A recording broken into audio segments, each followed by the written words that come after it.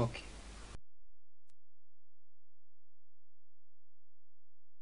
That game, dude. It's literally Stop being so impossible. bad at it. Dude, it's just literally impossible to win, you know. You It's and me go literally in and impossible for you to just be any worse dude, you and me go in and go 11-0 combined in lane and it just doesn't even matter. Well, we just need to be better. Alright, enough of the lol, let's get this going. We are here with late night IMBA discussions. Of course, there's only a few people actually watching the stream right now, but that's okay. That's okay. We're all about the learning here. So for those 3 people on the stream, one of which includes me, because you know there's no easy way to monitor a Twitch chat without actually being on the goddamn channel. We're gonna, we'll make sure that you guys can all learn something. Of course, there are going to be a few people who are going to be watching the VODs, because I know some of you guys it's a little bit past your bedtime, hence the name of the show. But we will do our best anyway. Of course, please retweet and tweet and all that cool stuff, just so we can get lots of people watching the show.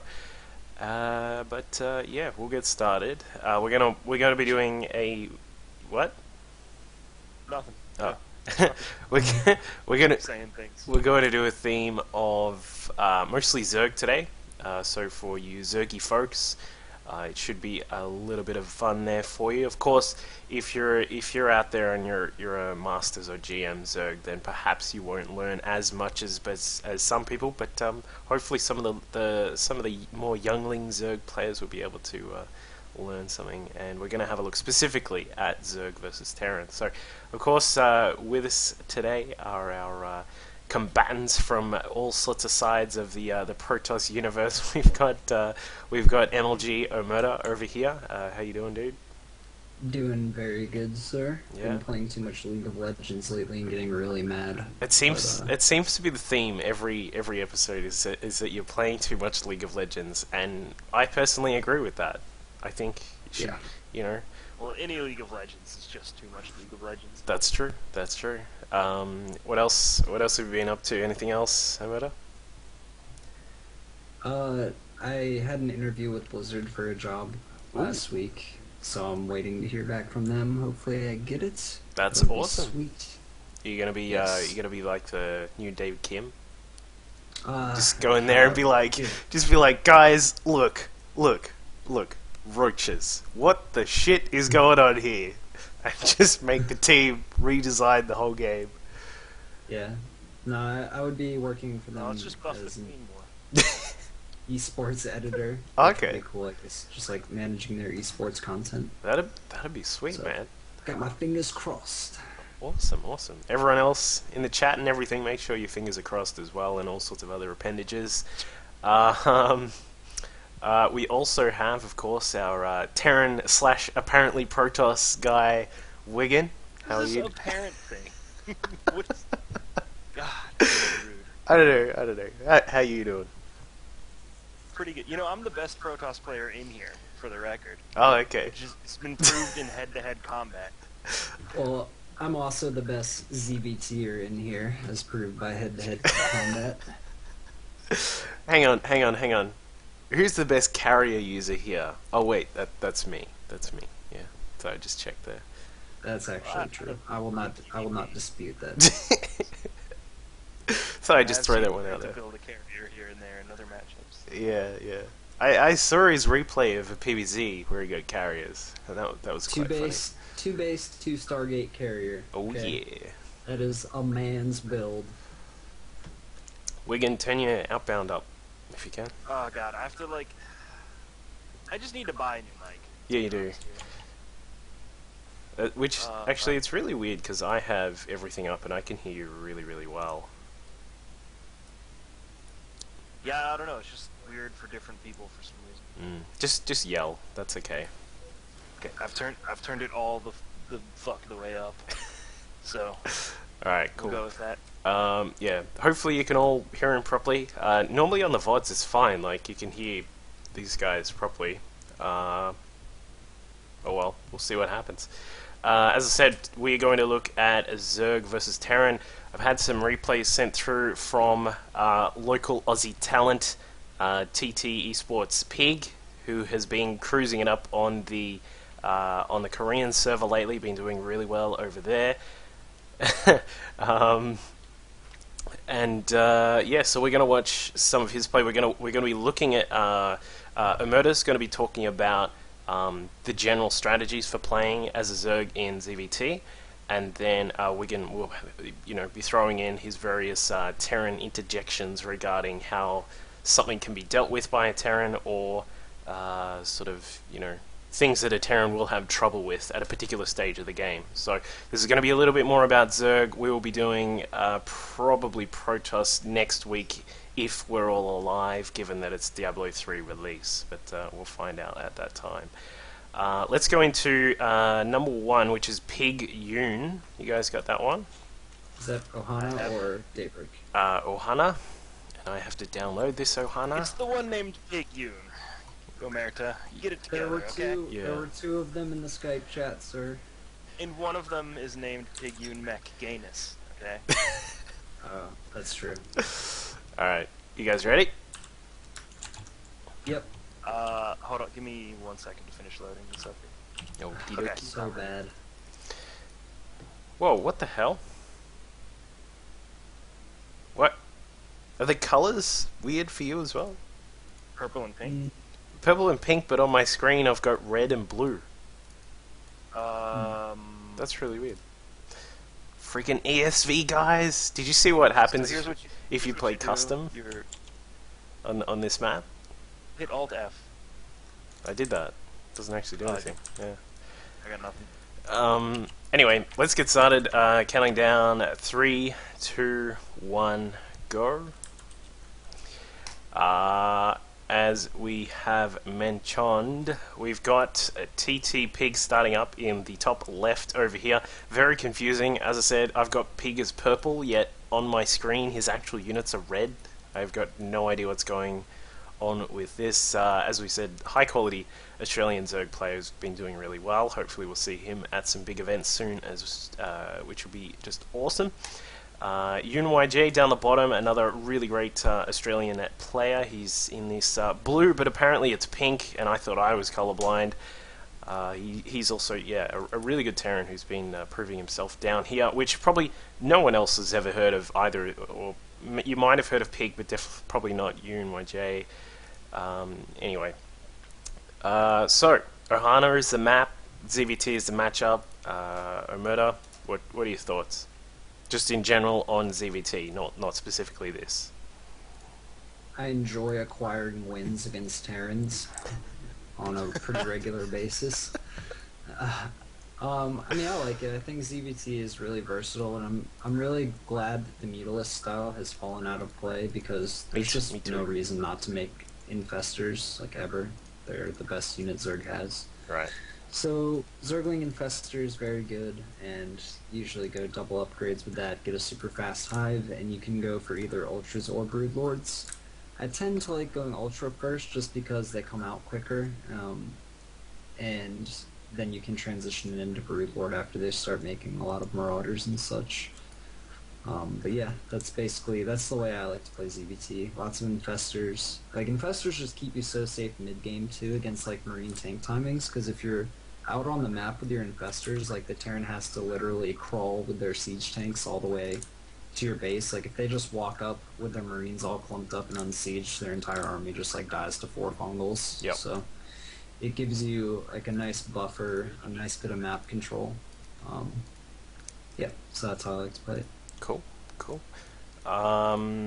Wigan, just sort of a flip side of it. How does Terran versus Zerg feel for you?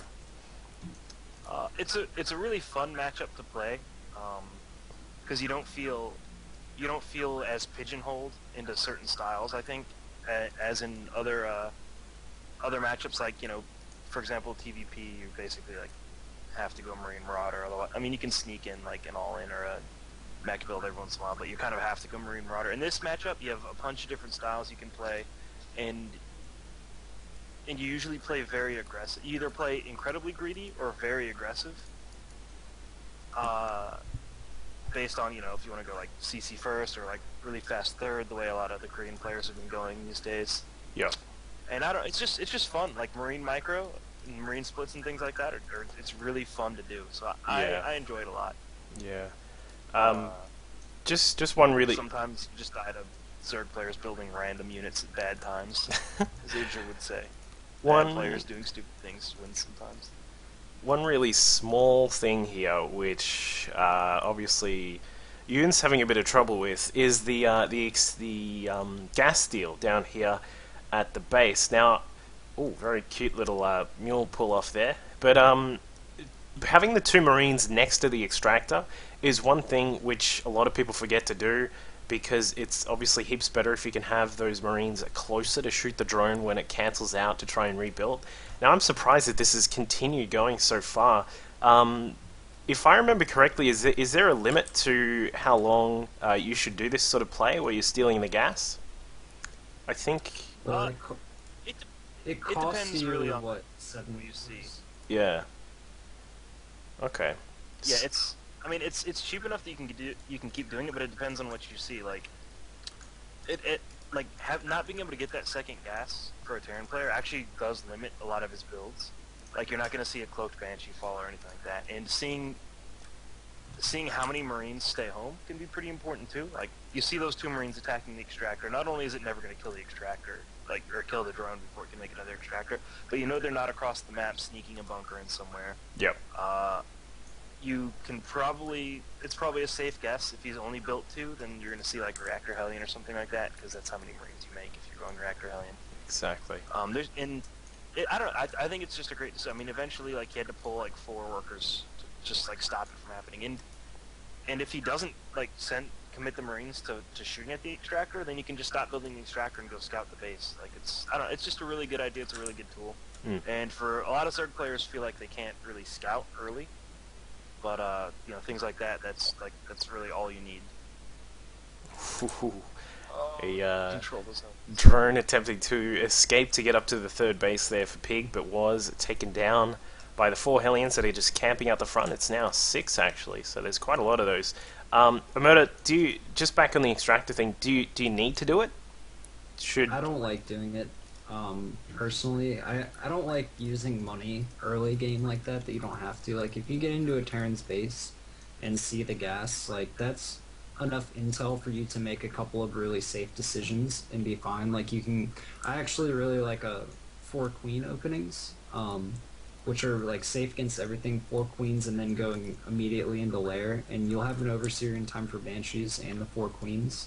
But if you're gonna do something like Pig did, where you get a faster gas, faster ling speed, then yeah, I think I would be okay with doing it.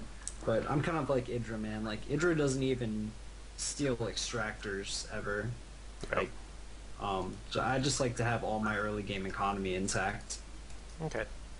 So it's not something where you have to do it, but it's purely it's purely stylistic. Yeah. Okay. Yeah, it's a stylistic choice for sure. All right. As we can see, we've got a quick third orbital command here from Yoon as well, which just got spotted by Pig. So we're going to have a little bit more of a macro sort of game here, at least at the start. No sort of earlier pressure. What if you've just seen your Terran opponent get that fast third orbital command? What are you thinking there, Omerta? Do you take another base and take a 4th before he can get his 3rd down, or do you just sort of perhaps look to an attack just because he's a little bit weaker? It kind of depends on what your game plan is. I actually prefer just droning up 3 bases, because the way this game works economically, like, you don't really get any benefit from taking a 4th base other than the extra gas. Yeah. So I prefer just to spend all my money droning up that base and making as many units and teching up as I can. And then once I've got like a fully saturated 3rd, then I'll take a 4th, and sometimes even a 5th at the same time. And like, this is a period in time where like I would have really liked Pig's Lair already to be done. Like, you can already have Infestor tech going at this point, if you're going for that style. And at that point you can just like seriously make drones and infestors. Yep. Yeah, there's the infestation pit going down, so this is a little bit of a later infestation pit, which is why he has to get that Bangling Nest, because you can see this little army moving out from Yoon right now. Like, that would be kind of difficult to stop if you've been making a lot of drones, so he's getting the Baneling Nest just so he can make a few Banes to try and slow this down. Yeah. Mm-hmm. Now there are a couple of times as a Zerg player that you might want to look to do like a 2 or 3 base kind of all in against Terran that you scout going for a really fast third, but not if he's going for a style that gives him these quick tanks. That's like the safest way you can do it. And and honestly, like Yoon's move out there is pretty risky in and to itself, because if Pig had been going for a more Zergling centric style of defense instead of going up to 9 roaches, like he could have had that army surrounded and killed. So Yeah. you're not going to see any real pressure from a Terran players going for tanks that quick and a fast third. But if you do see like that Hellion Banshee style that people have been doing, or the Marine King very fast third before gas, you can actually just roach Baneling all in that and free win like 99% of the time. Right. So bear that in mind as a Zerg player. Sometimes it's alright to just pull the trigger and go all in on the Terran player. Yep. He's playing too greedy. And especially now that he's pushing up here, we've got Yoon just heading up to the 4th. He's denied that quite easily. It wasn't too much of a trouble to get there. And now he's positioning these tanks with a good spread. Of course, you always want to have a nice little spread of those tanks so that you can get good shots off, and so that you try not to damage as much of your own units as possible. Now he's looking to head into the 3rd here and do some damage. Is this Wigan? Would you be looking to do this sort of damage here? I think he could pull back safely at this point, but he's probably. See, has he scanned the main? Oh, got a fight going already.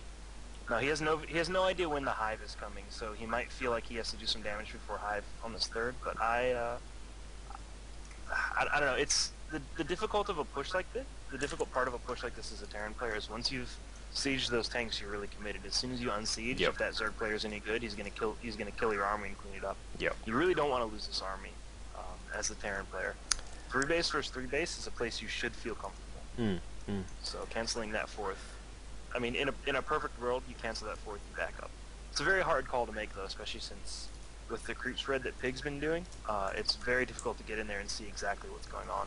Yeah. Like, Yoon's just scanning the main now, and I think that's a scan he could have done a little bit ahead of time and been a little bit more aware of what was going on around the map. Yeah.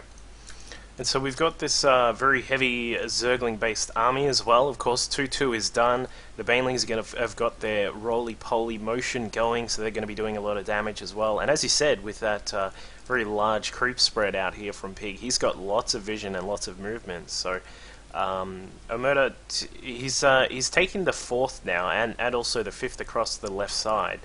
Do you feel as though this is a situation where you want to sort of just sit back a little and just wait to see what the Terran does, and then start committing to that later game tech with the Broodlords and that sort of stuff coming out? Yeah, no reason to attack right now if you're Pig, because you just invested a ton of money in Hive, and we'll see what Hive tech he throws down. Okay, it looks like Spire. Pro tip for you newer Zerg players out there is the Hive and the Spire both take 100 seconds to build, so if you start them both at the same time, then you can immediately start your Greater Spire. There you So go. his Spire's a little bit late. But yeah, he's gonna go for Broodlord, and especially if you're going for Broodlord, you can't really afford to like lose any of your army right now. You just want to sit back and let Infestors build up energy for if he tries to come and attack you while you're really vulnerable, and then just delay for your broods and push when those come out. Yep. Yeah, I feel like as a Zerg player, if you're going for that, especially if you're going for that Infestor style, there's almost no reason to intentionally try to fight anything until your Hive tech is out. You're just so much stronger with that, and you'll be able to get it very quickly going for those fast Infestors. Yeah. It's good upgrades. I really like Pig's upgrades. Yeah, it sort of feels like that situation where in Brood War TVP you would be sitting back until you get all of your upgrades ready, and then once you've prepared with that high tech, like the high, of course in Brood War TVP was all mech, but you sort of wait for those 3 upgrades on your tanks and Goliaths, and then you're all prepared to go. Then you can start moving out against something that's very obviously well defended. So, and yeah, those upgrades are actually, just absolutely huge. Omerta, what do you think about the banelings he's added into this army? Because I'm actually not even really a fan of that. I think you could spend that I gas don't like. elsewhere. Yeah, I don't like it at all.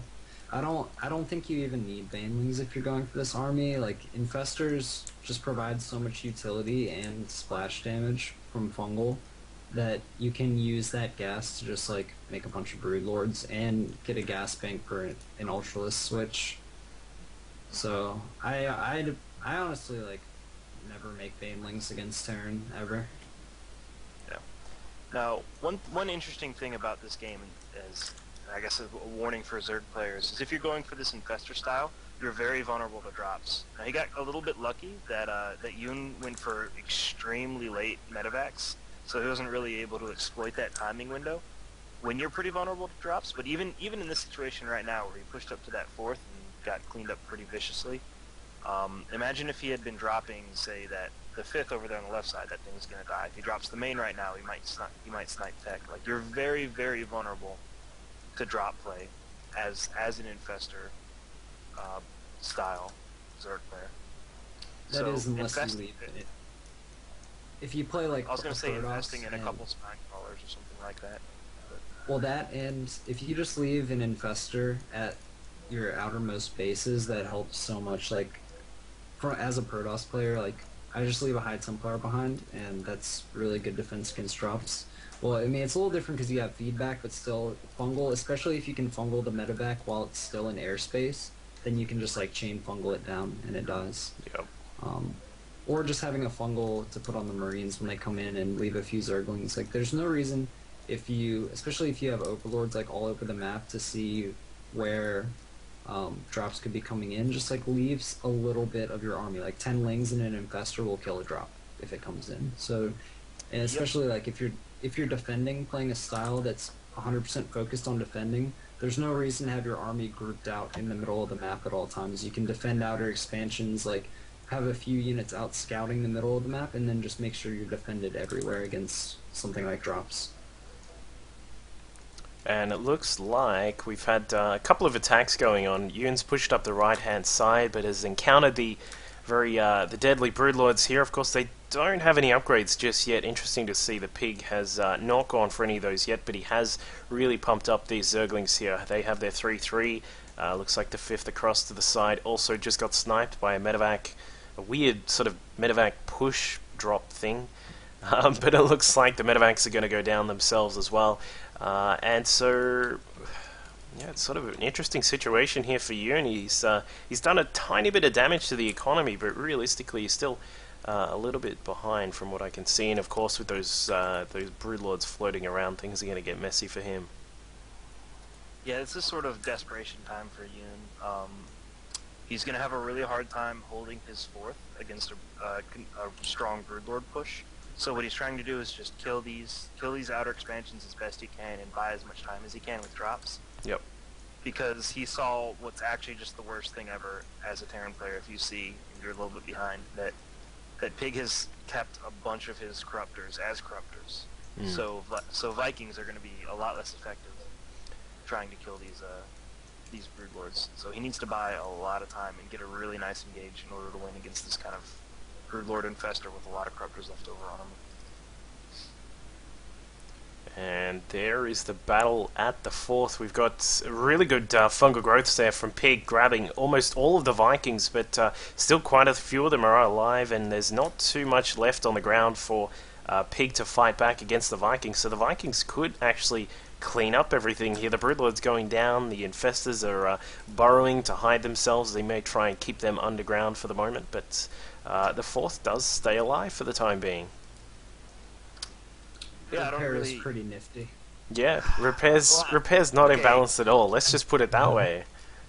Yeah. You have to admit the decision to just like build some banelings that are useless instead of adding more infestors, more corruptors was a mistake. Like the scariest thing as a player, the scariest thing when you're running against this hive army is the almost maxed of just those expensive units. Yeah. And he had the money to do it, just infestors, just broodlords, just corruptors, and you know you're gonna have to mix in some lings and stuff like that as well.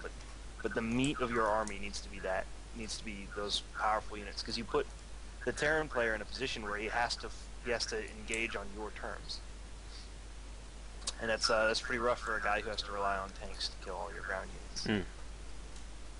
Here we go. We've got no, just sort of keeping things cool for the moment. Both the guys just sort of hanging around Yoon's 4th base. There's still a lot of Vikings up in the air, which is going to be quite nice. Oh, what the hell was that? Did you like kill a mouse? Yeah, let's go with that. Tried to get to the mute button in time, just failed miserably. Alright, so another attack going into the 5th as well. Murdy, would you be worried at this point when he's attacking into this 5th base with a really sort of, it's a nice counter army in the fact that if you try and push against it, you'll have a bit of trouble because there are those Vikings, there's a lot of these Marines as well. Yeah, although he let the Terran get into too good of a position there by his 5th base, I think, but those are nice infested Terrans. They soak up a lot of tank shots, though. yeah, but, really nice infested Terrans. In a really good spot as long as he has larva. Let me see. 27 larva. Yeah. I think he could have more at this point, but he has enough money that he can make a bunch of infestors and just keep powering out hive units. So that's good too. At this point in the game too, as a Zerg player, sorry Dave, I really like adding in drop. Like, you've got so much money banked up, just invest the 300 in speed and drop, and just do like little Zergling drops in the main. Like, this is a point in the game where you're gonna have a production advantage usually, if you have hit all your larva injects and have a ton of larva. So you can just like start throwing lings away to split him apart and continue to deny that 5th base. I mean, you can kind of see the strength of a Hive Tech Zerg army in that, like, a good, like, 30, 40 of his supply was tied up in corruptors that literally did nothing.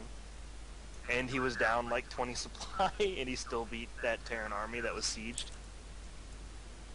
So if you properly adjust your unit comp at this point and get a decent engagement, you're just going to completely crush the Terran army. There's no reason to, like, be...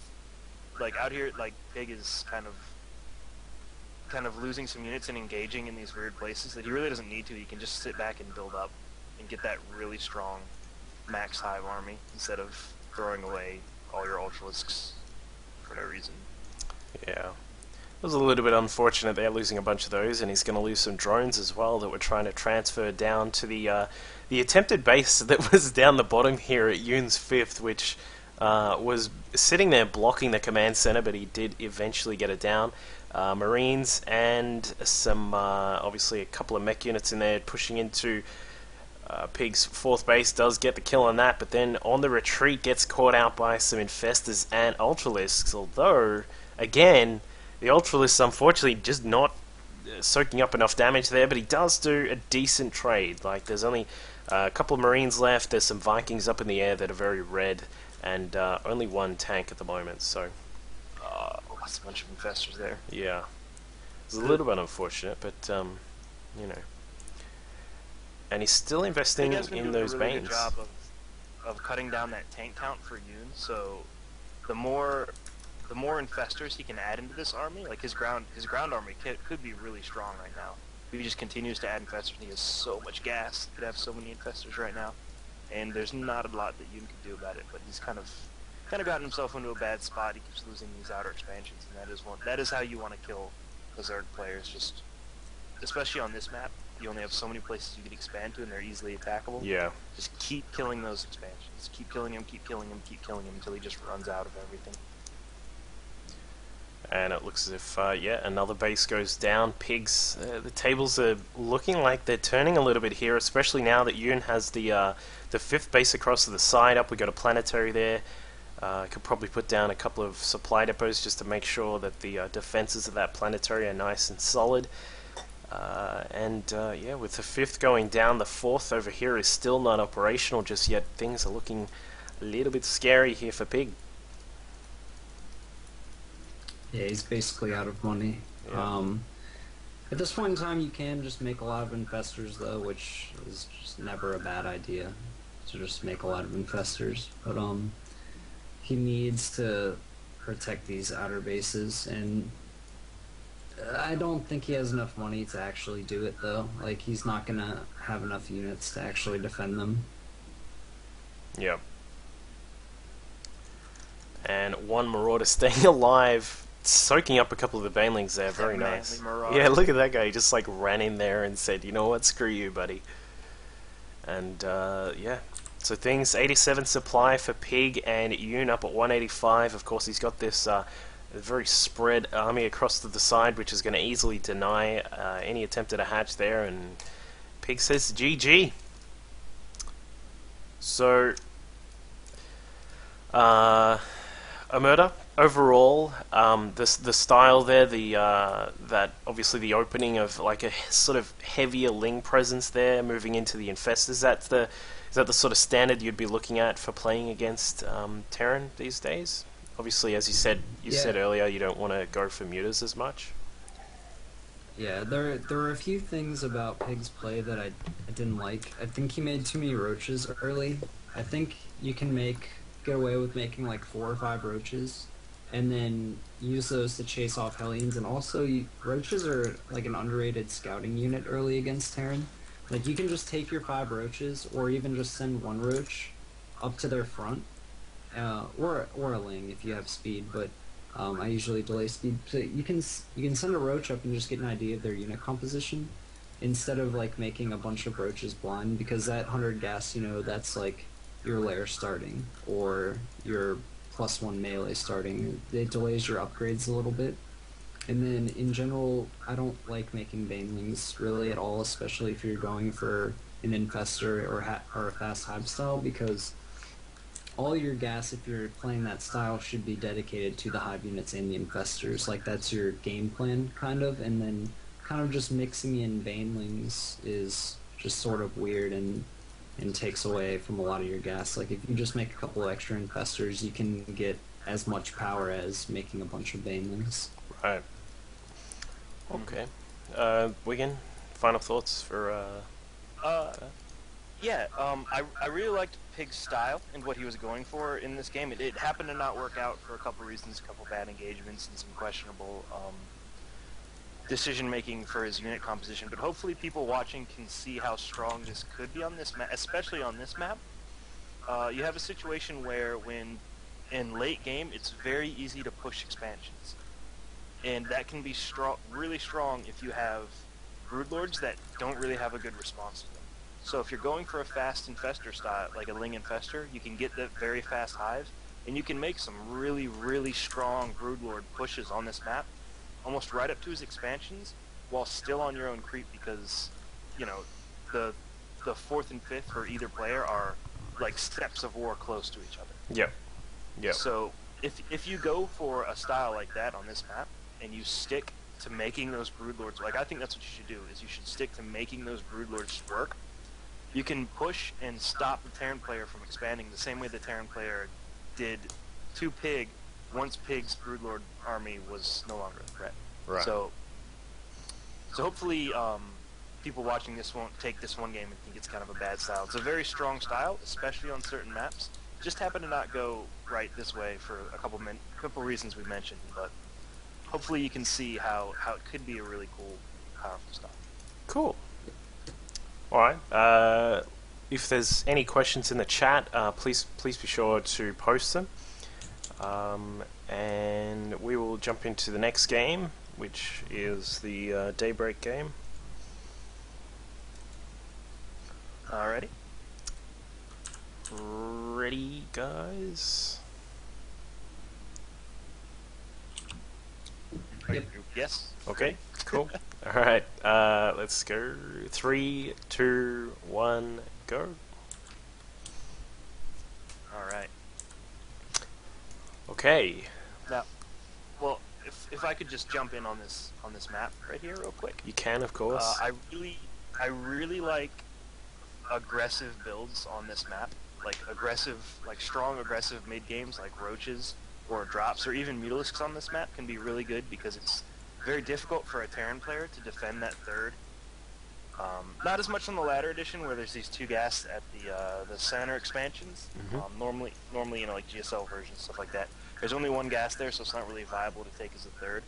But if you look at where the third is, for a Terran player who's generally going to be relying on tanks, just in this matchup, it's going to be very hard for him to stop aggression, bouncing between the third and the natural and the main. So, a heavy roach presence, like go punch into the third when he chases up there, run into his main, whatever, stuff like that. Lots of ling run bys, or even drops across the gap from the center of the map into the main, can be a really strong style that I think Zerg should explore more often on this map. Cool. Amerta, thoughts on the map for this matchup? I just rushed the F out of Hive, man, on this map. I get like a 10-minute Hive on this map and take up 4th base in the center with a bunch of infestors, and Terran has a hard time dealing with that, especially if they don't scout it or don't punish you while you're teching up that fast. That's it's just pretty the boring easy. way to do it. It's pretty easy Pretty to pro defend cause, against drop. sit in your base, collect gas, and then win the game. No, it's pretty easy to defend against drops on this map because there's a lot of airspace around your outer expansions, which is just a good place to put overlords. Yep. So you can always see drops coming in and defend against them as best you can. And then the middle is pretty constricted. Like, if you get a bunch of infestors out and force Terran to try and like move through the center all constricted, like it's a very good place to like fungal, as opposed to like, say if they come to fight at your center expansion where they can get like a nice arc around you, like if they have to force like go through those middle paths, you can just destroy them with fungal. So that is how I like to play on this map: super fast infestors and Hive. Yep. Okay, so as we can see here, Yoon went for the fast command center, and it looks as if Pig Scouter that is not happy about that at all. He's going for his own fast hatchery, of course. Can you do things like a fast third without even getting any lings when you see that fast CC? Ometa? Sure. Yeah, I would be delaying my gas completely here and just like powering drones, getting a lot of queens, and yeah, going for a very fast third. Normally I like to take my third like right as my roaches are coming out, just so you can kind of chase off Hellions. But yeah, I think you probably could. I mean, they could do something really weird, like just make a bunch of barracks and try and walk over your base. Yeah. So you kind of have to try and scout what they're doing, like if you see factory units or just a ton of barracks units. Be prepared for whatever they try and throw at you. Yep. That's just not a good build. CC first into a bunch. Well, It's like it's like the advanced TLO multi-racks build. It's like, hey guys, I'm gonna get an orbital command down at the natural expansion and then build 17 racks. Alright, I'm on my way. I'm not What saying, Yoon's like, doing 8 is racks or something- anything, but like 4 or something. Yeah. I guess what Yoon's doing is something more likely what you'll see after a CC first.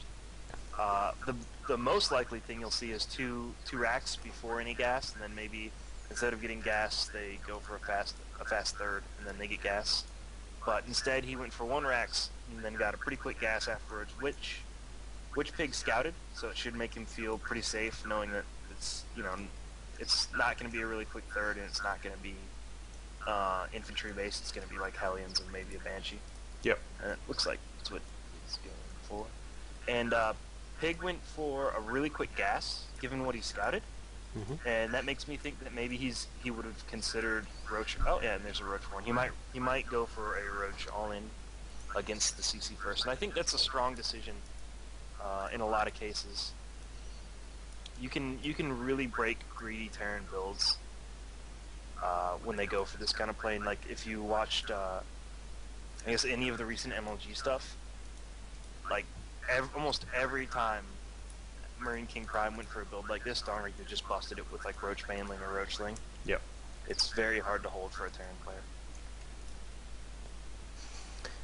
Yeah, and again, TT Pig's going for that really fast swing speed again, and like I've seen a lot of pro Zergs kind of steering away from that, because if you look like right now, his ling speed's done. It was done at like 630. I mean, what does Zergling speed offer you at this point in the game? Like, I just don't think it offers very much. Like, you're not going to make if you make like 20 or so lings to try and kill Hellions, you're wasting a bunch of larvae that could be drones. You've got roaches out. If you're gonna go for if you know you're going for roaches to defend against Hellions, I just don't see the point in getting Zergling speed that fast because he's not investing in Zerglings at all, and that's gas he could use for a faster lair or faster upgrades.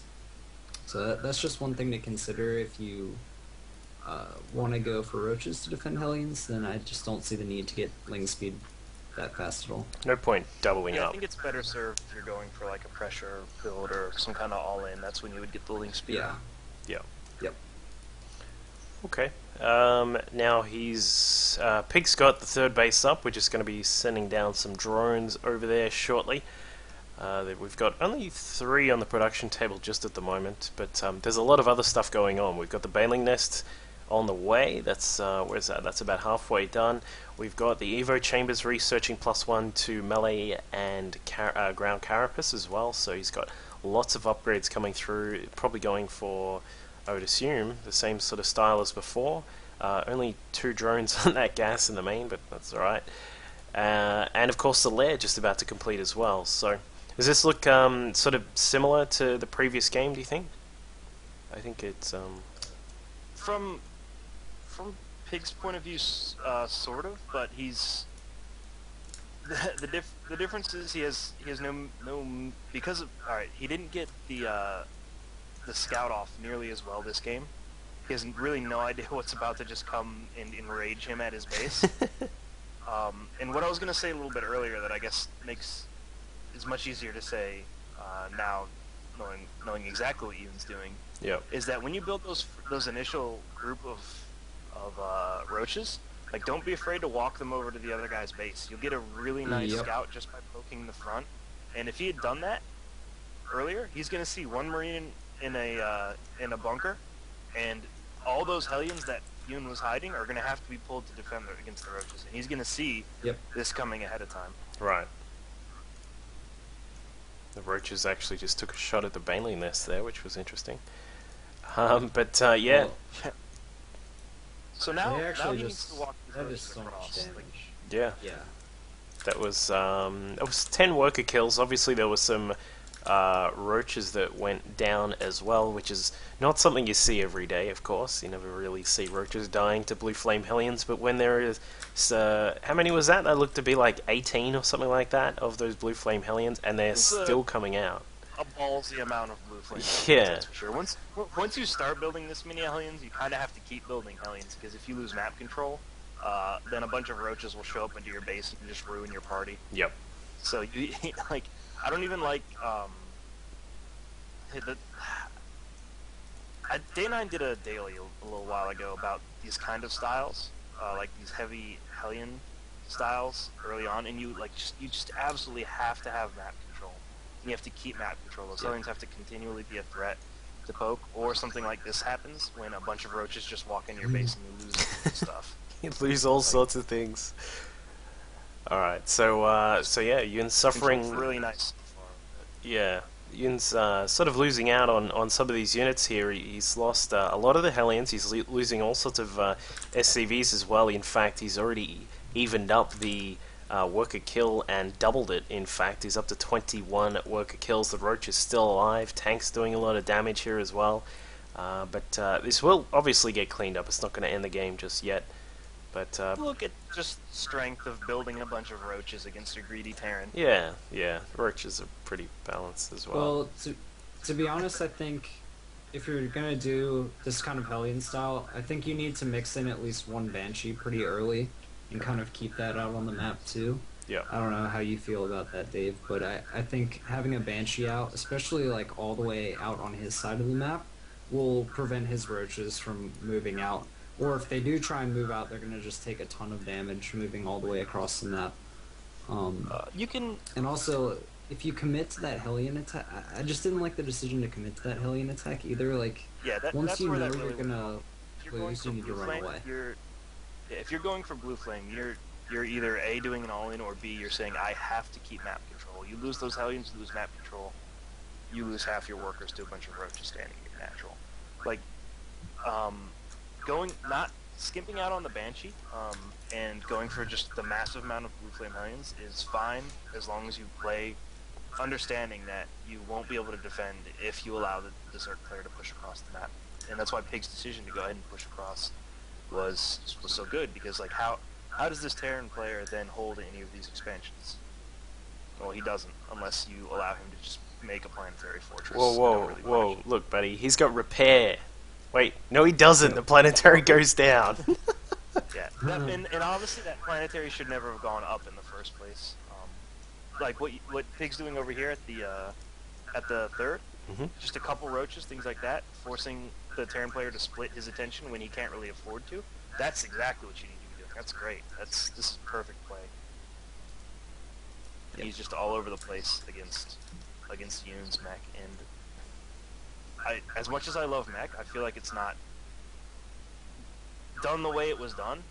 Once you lose that map control and allow the Zerg player to start running around with roaches, there's just almost no way you can ever come back from it in this situation. Well, not only map control, man. It wasn't only map control. I mean, he lost his entire army. That was like 50 plus supply of Hellions that just like, I mean, you can't just throw that away. You know, like you need. Well, I mean, an army. it's all about the map control though. Like that 50 supply of Hellions is a threat with map control, but if he doesn't have map control, he could have had that whole army and still lost it anyway. If you're going for a heavy Hellion play, like at all, it's all about keeping map control. It's like vultures and Brood War or anything else. It's 100% a map control play, and if that Zerg player is allowed to move out across the map, and Pig did it like almost the perfect time, despite having no idea that first Blue Flame Hellion attack was coming. He made the proper decision as soon as it did hit, like that, and that was just the game right there. Yeah. Good decision making by Pig. Okay. Well, yeah, obviously the game ended up pretty abruptly there when, 50 roaches are marching into Yoon's base, and just would have had so much trouble actually trying to defend that, even if he could have somehow. So that is that particular matchup there. Also really like Pig's macro behind all of that, all of the Hellion attacks he had to deal with, and then attacking himself. Made sure he got the fourth base up. He was watching his drones for those Blue Flame Hellion drops that we had a quick little bit of vision of as well, and kept all of those alive. So that was some pretty cool stuff there. But we've got 10 minutes. We can probably fit in one more game. If you guys grab the Liquid Ret replay pack. I think you grab the Liquid Ret. I certainly am. This guy. For those of you playing at home, there is a replay pack which was released yesterday from Ret. Which one are we doing? I'll just grab the one replay. Can we do something versus Major? I haven't seen a Major game in quite a while. Okay. One of these ones. Alright, let's do, well, oh god, they're both on Entomb Valley. How long are they? Well, okay, pick the shortest. 28 and 27 minutes. Oh, well. We can't. Never mind. We We'll can't. pick the Avila one then if we want short. Yeah, no, that's true. Well, Villa one is actually like the shortest game, I think. Oh, so he's getting Roach all in. Yeah, let's watch that one. Yep. Alright, let's do this one. I'm excited because when I was first learning how to play Zerg, I took Ret's ZvT. I think Ret's ZvT is like super, super good, man. Super good. He plays, I don't know actually if he's still doing it, I haven't watched him in a while, but he plays just a very low gas style early and just powers out a ton of drones, shocking from Ret. Yep. Very shocking. Really delays his gas, and if you're delaying gas, it means you're sacrificing something. So what he sacrifices is the early Zergling speed, which we saw Pig going for. Yep. So he trades the Zergling speed for more drones, a spine crawler, and some roaches to defend against Hellions, and a fast third base. So I really like his style, and I hope he is still doing it. It's actually it's a little bit like what Morrow does as well. When Yes. it was actually quite a while back when Morrow started doing that style. Where normally, like, I don't know, it would have been like 12 months ago when every single Zerg game you had to get speed. You got to get speed straight away. Gotta have to get it every single game, right? And then Morrow comes along and says like, well, you know what? Zerglings are still pretty fast. They can get around the map at a decent pace. Look, let's just leave the Zergling speed for a little bit. That means you don't have to waste any gas, which means that you, in theory, don't have to get an extractor at all. You save 100 minerals as well, which means that can go into drones, which is 2 extra drones. And then just sort of base your play on having good scouting with the Zerglings and just, you know, being aware of what's going on the map. And if you need to get that Zergling speed, then you know you can get it. It's not too bad to get. So yeah, he's same sort of style there with Morrow as well. So are you guys ready with this one? Oh, I'm ready. He's ready. Is your body ready? He's ready. Ready to watch a villa get destroyed. All right, let's do this.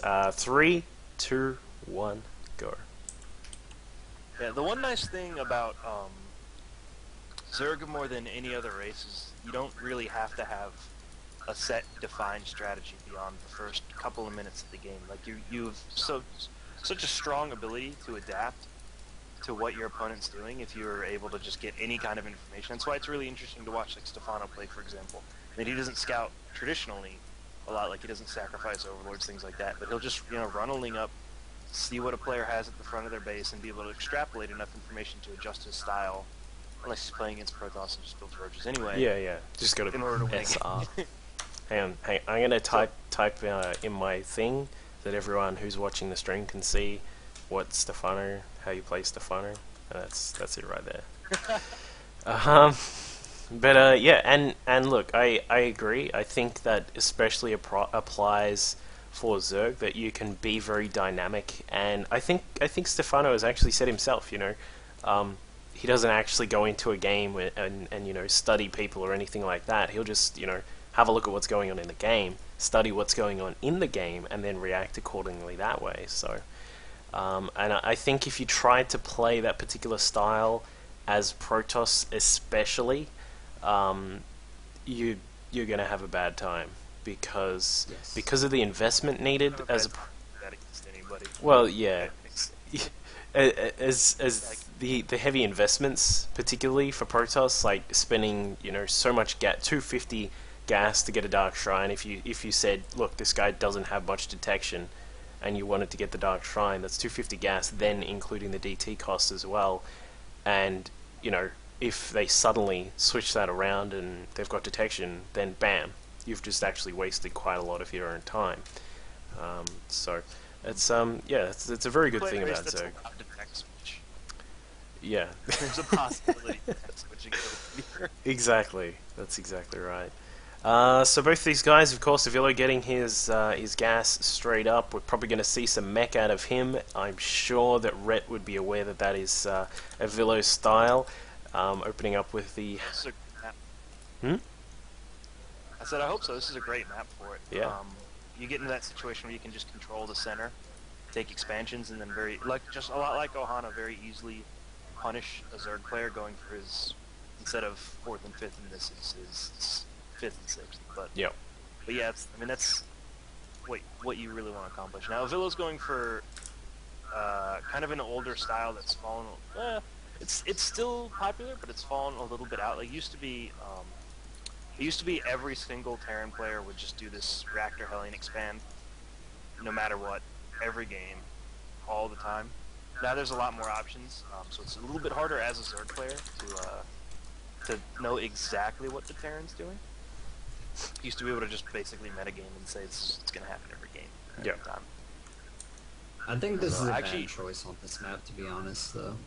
I was going to say I don't really like it as much anymore in general. It's kind of been figured out, but on this map especially, there's just no way you're going to really accomplish anything with these Hellions.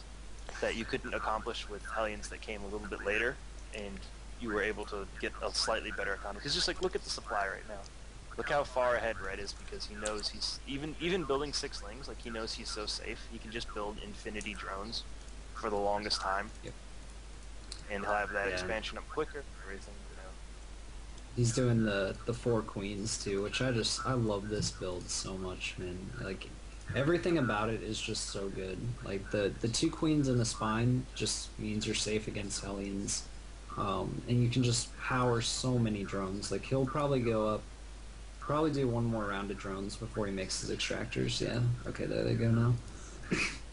It's just so good, man. This build is so safe. Like you won't get caught off guard by banshees. You can defend Hellions. Like everything about it is just very, very solid. Just And with these extra queens, you can really force your creep to push out, which is really important, especially on a larger map like that, like this one right here. Yeah. And that's one thing that a lot of Zerg players just assume, oh, these got Hellions outside my base, I can't expand creep anymore. You can actually really force it to make it work. If you want to spread creep, there's not a lot of Terran players going to be able to do against that unless he really, really commits, like 8+ Hellions commits to stopping it. Yep. So. Just on the topic of the banshees, there, I noticed that cloak banshees could be a threat here. What would be your response if suddenly, like, because that's the one thing. Obviously, because the extractors are delayed, you've got your lair quite far behind, and he hasn't had an evo chamber up at all. So where would you be if cloak banshees came along? Because he hasn't actually scouted either. Like he's only just now still scouted. wouldn't even be hitting yet. Okay. Yeah. And that can be a little bit dangerous, but there's no reason you shouldn't be able to scout that. Like he just, he sacked an overlord, so he knows there's an expansion. He should have guessed there's an expansion anyway. He's done that for a while, so there's no possibility of 1 base banshees even right now. Yeah. 2 base banshees with cloak are gonna hit they're gonna hit late enough that there's no reason you shouldn't have an extractor already just from it. So the Zerg player's got to be doing some kind of weird, greedy stuff to not be prepared for a cloak banshees. Right. And it'll be a little bit obvious if that's come too. Like when you sacrifice that overlord, you'd see a certain gas timing and things like that would let you know that that's coming, and you would see very few Marines. So. Okay. Yeah. Cool. The one thing Rhett did here is he went for ling speed before lair, which he didn't used to do. He actually used to go for the lair first, which I like to do. And if you get the double gas and immediately start your lair on 100 gas, I've been able to get an overseer in time for any kind of 2 base banshee play. Like I've never been caught off guard by cloak. And what do you think about getting these? How many? These 25 or so lings as opposed to 4 or 5, maybe even up to 7 roaches? Because I think adding a couple roaches are better instead of lings is I like that decision a lot better, because not only can you force the creep spread out, you can push back those Hellions, but you can, like we said before, you can walk them over to the base and force a response out of the Terran player. Yep. I guess you could kind of do the same thing with the lings here. You're going to get map control, and you're going to be able to walk over there and see that there's tanks and stuff like that. But I don't know. I guess that might be a stylistic choice. I haven't really seen anything that would indicate one is overall superior to the other. But I like the roaches more, because I think against greedy Terrans, you can literally end a game or very harshly punish a Terran player. It's going for something super greedy, like we said. I like the roaches too, just because they're ranged. So although on this map wouldn't make as much of a difference, but I mean seriously, sometimes you can just walk up to a Terran's base and they'll have 1 Marine and nothing but Hellions. You can just kill a supply depot or kill an extractor or kill an SCV while you're getting your scout. So the range adds a little bit more versatility to your scout. Can I just say here, look at this look at the creep spread. That's beautiful. That's the worst thing ever. You spend 4 Hellions, you lose your map control to kill a bunch of creep tumors, and the next time you look over there, there's 40 of the things. Yep. It's well, shit. I guess I'm just not attacking this game. No. Yep. So if you are a young Zergling, you are watching this right now. Look at this creep spread and just do this once you have the APM to do it. Yep. Like, it's actually so hard to attack into a Zerg player that's on creep. It's one of the most difficult things in the game to do. And it's like suicidal almost. So it's absolutely worth spending the time and effort to do this. And honestly, nothing is more satisfying than ruining this for a Zerg player. Just scanning there and killing all these creep It's the tumors. worst. One of my favorite parts of TBC. Hell, I get a Raven just so I can do that with Banshees. And looks as if those Zerglings actually got quite a bit of damage done there, just heading across, killing off a few of the tanks, some Marines, and a couple of Hellions as well. That was actually really nice from Yeah, Red. that's super 100% worth it. worth it. Especially that's one of those things that is really worth it right now.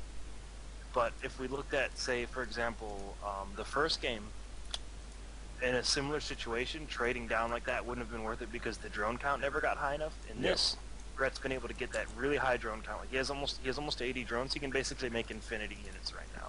It's absolutely worth it to trade down and keep that tank count reduced because, like, killing those 3 tanks just delayed Avillo's push by another 2 minutes. Like, Yep. There's no way he can push out that. So these guys have been up to a little bit. We've got, obviously, Avillo's got his 3rd base up. He's looking to get a 4th as well. He's got the tanks with +1 on their weapons. +2 is researching right now.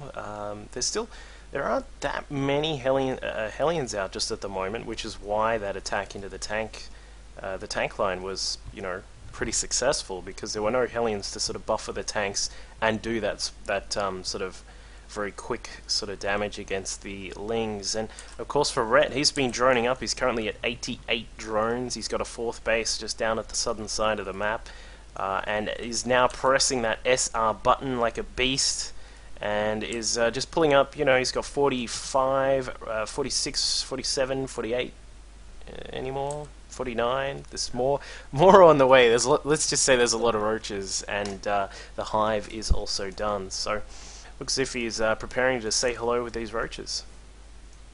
Yeah, in this situation, he's kind of saying, I don't care if my units are cost ineffective against your army, I'm just going to have so many of them that it won't matter. Yep. Because, like, just massing roaches against mass tanks is actually just kind of a bad idea, unless you are 50 supply up like he is right now. He could probably just make it work anyway. Yep. Because normally against a meching Terran, oh god, his tanks aren't even all sieged. Oh, Villo, no. Normally, when a Terran player is meching, he's gonna,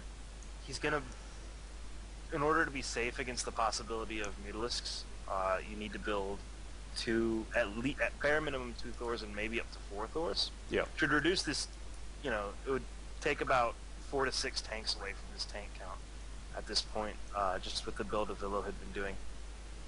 He skimped on those, which is kind of a big risk, just to build tanks, just so he wouldn't die to mass roaches. And then, Brett's so far ahead anyway, he just didn't make mass roaches. Just makes those So it's roaches pretty neat, but spreading this creep through the middle as well, while these roaches are all attacking. And actually, he's going to find that 4th base which might have been a little bit surprising as well. But he does kill off most of that, and some Lings are going to counterattack as well. So things are getting a bit messy here for Avillo. Behind all of this, of course, Rhett is expanding like a boss, and getting some more upgrades, and Broodlords as well. Just in case these roaches weren't enough, he's got a few of those Broodlords morphing in now as well. Yeah, I like a couple Broodlords in this situation. Since he did reduce that tank count a lot. He's kind of what you can kind of do against a meching player is you can force him to stretch way far one way in order to defend against one thing, and then come in with a different kind of tech on the follow-up. Like you can force a ton of Vikings and come in with Broodlords or roaches. You can, force a ton of tanks with roaches and then come in with the Broodlords, which is what he's trying to do. Avillo is just pre-building Vikings already, so he has some out.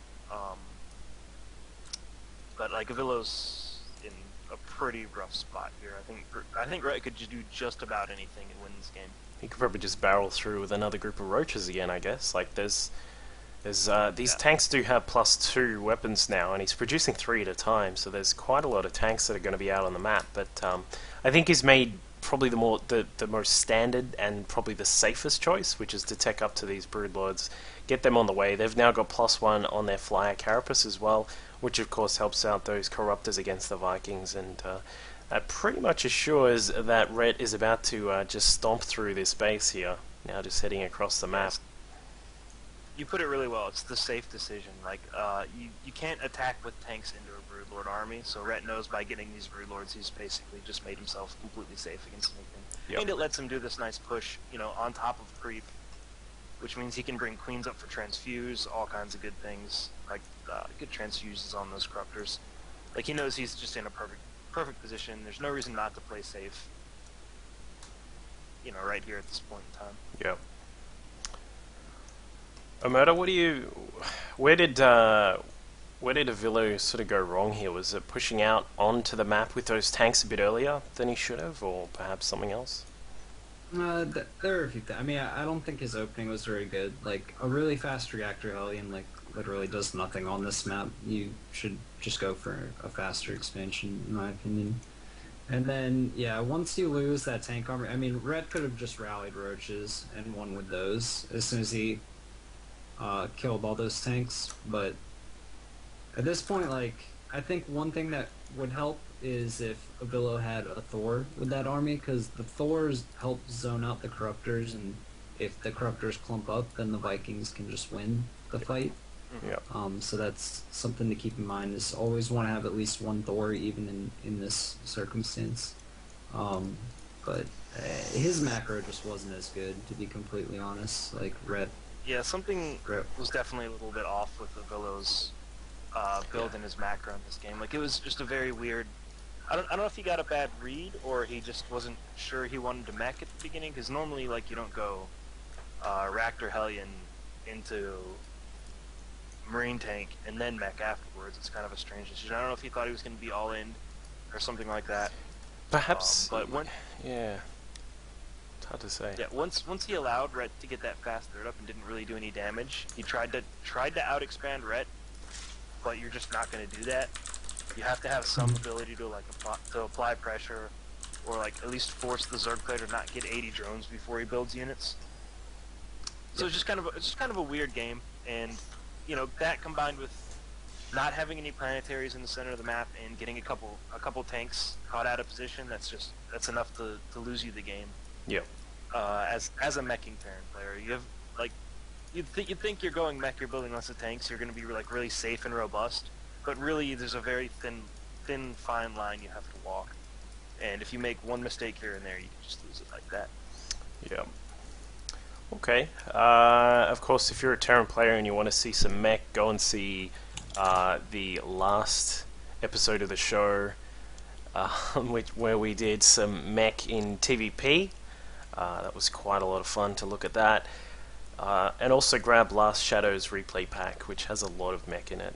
And of course, shout out to Quantic the Ognis, who also does a bit of mech in Terran vs Zerg as well. So, yeah, hopefully that was pretty good. There's also a couple of key things which Pig had mentioned to me before, which were to look at a couple of things like spreading out the Broodlords, which is a very big thing, of course, when you're attacking in as a Zerg into a Terran. And what was the other thing? Oh yeah, making sure that you bring in some queens to transfuse up the Broodlords when possible. So try and keep those things in mind. That is incredibly useful and strong. Like, those Broodlords, the longer they stay alive, the harder and harder they get to deal with. So definitely bring those queens up. That's why a big reason the creep spread by Ret was so impressive in this last game. Yeah. And as a Terran player against Broodlord Infestor, spread your Vikings as if they were Marines. Yep. Don't let them all get some. Yep. Okay, we'll finish this up right here. Yeah, of course, shout out to Ret and Pig. You can find Pig at ttpig_sc2 on Twitter, I believe it is. Yeah, so shout outs of you guys, Murder. Follow me on Twitter, yo, at MLG_Omerta. Cool, cool. keeping it real. Wigan? Yeah. Nice and simple. All right. Yeah. It's like an Oscar speech, man. Yeah, Just gotta yeah. keep it short. Yeah. Don't want to get played off by that music. Wigan? Follow me on Twitter at MLG_Wigan, and check me out on Twitch TV on the same thing, MLG_Wigan. Stream a lot of League of Legends, Starcraft 2, CSGO, that kind of thing. And that's about it. Oh, shout out to Levenhart and all them for watching. Yeah, earlier. thank I don't you. know if it was here. Yeah, thanks to everyone who was watching live. If you are watching the VOD, hello to you guys as well in the future. And of course, you can catch me youtube.com/DuckVilleLol, of course on Twitter as well.